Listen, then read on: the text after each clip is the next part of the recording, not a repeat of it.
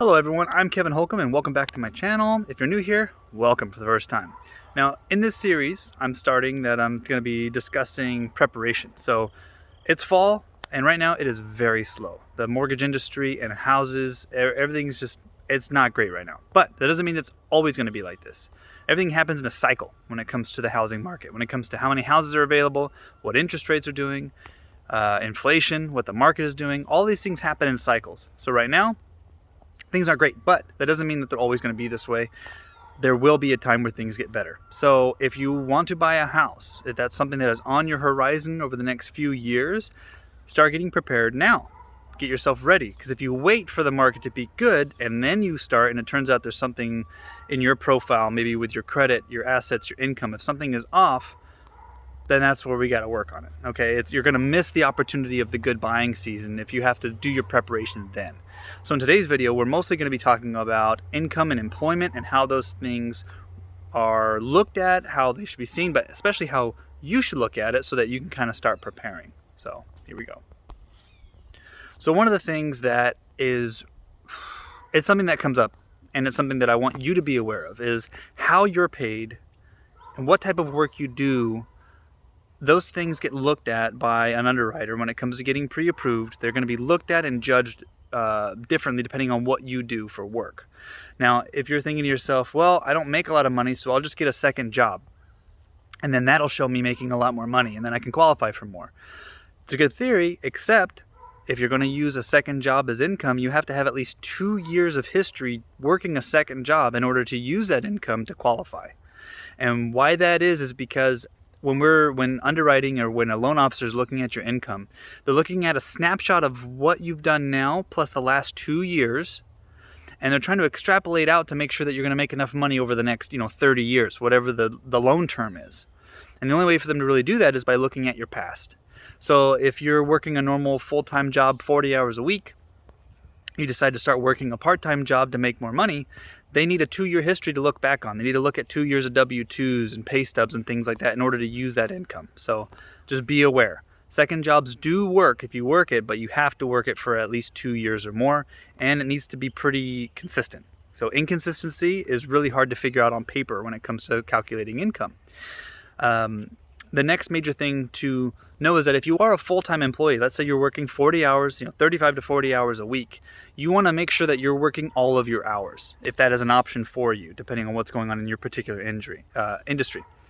You need to work your full-time hours, because what happens is we have to average things and we have to use these calculators when we do so. So we look at your income for the last 2 years, we're looking at your W-2s, and then we're going to look at your year-to-date pay stub. If your year-to-date pay stub shows that your income is on the decline, because let's say you're not working your full-time hours, you took some time off, you need to be able to explain those things to a loan officer and say, look, I was out for a whole month in January, so my year-to-date income is going to be off. They're going to say, okay, why were you out? You might have to have some documentation or something to prove why that is, so that your averages look right.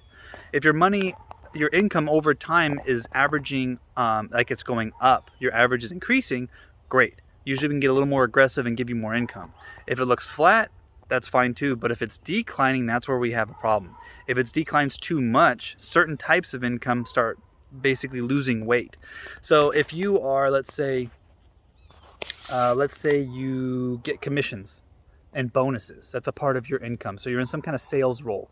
So you have a normal hourly or you're a salaried worker, but you also get commissions and bonuses. Now, if your commissions and bonuses have been going up, great, we can use them. Flat is still okay, but decline, if they decline too much, sometimes if they decline as much as between 20 and 40%, an underwriter might say we can't use any of that income. So if you work at like a car dealership or just something that has sales involved where you make pretty decent commissions, sometimes that's a good portion of your income that you need for qualifying purposes. Now, if it's a weird time of year, you want to buy a house, but you're in this weird slump where most people don't buy cars, so you're not showing the income you normally do, you're going to have problems. It's going to be a challenge. So be aware of that if you make other types of income. Now, let's say you're in like the service industry of some type, not service, but let's say you're like a blue collar tradesman. Let's say you're an electrician, a plumber, you work for the union, a metal worker, and you jump from job to job Okay, that can be hard to figure out sometimes, but it is doable. But what really gets in there is your overtime.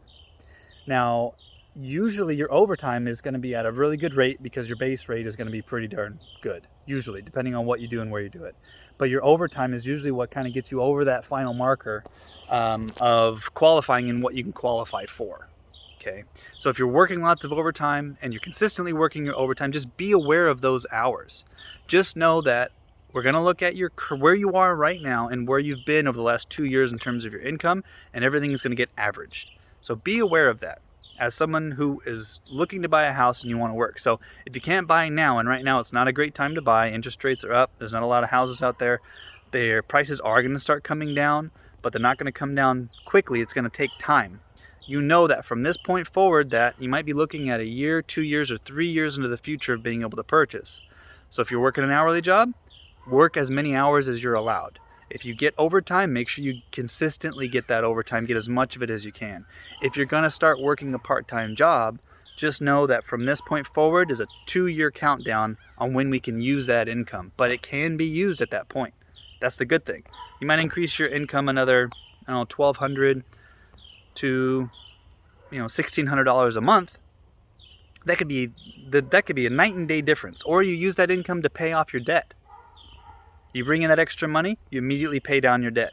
That's going to work for you even twofold, because now you're showing more income, but you're actually using that money to pay down the debt and increase what we can use for that income calculation.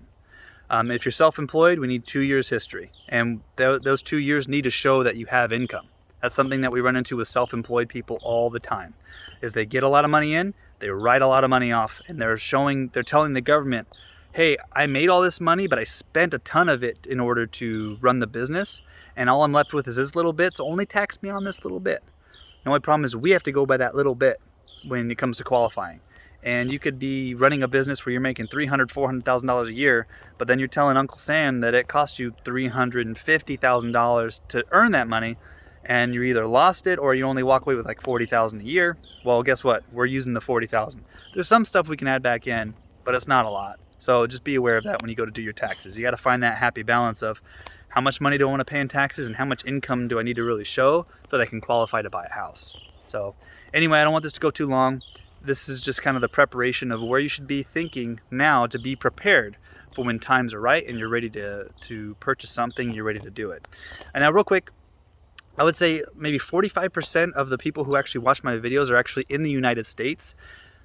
People are coming from all over the place that are watching, which I think is awesome. But I don't know where, and I don't know how you're getting these videos. But if you don't mind, you can comment down below and just say where you're viewing this video from. I just think that'd be interesting, and people get to kind of see that this is coming from everywhere. Because most of this information is if you want to buy in the United States. And so it's not really going to apply to everybody, but it is useful if you're looking to live here at some point. And I just think it's fascinating. So if you like this kind of content, please like the video, share it with others, subscribe if you haven't already, and I'll see you in the next one. So peace.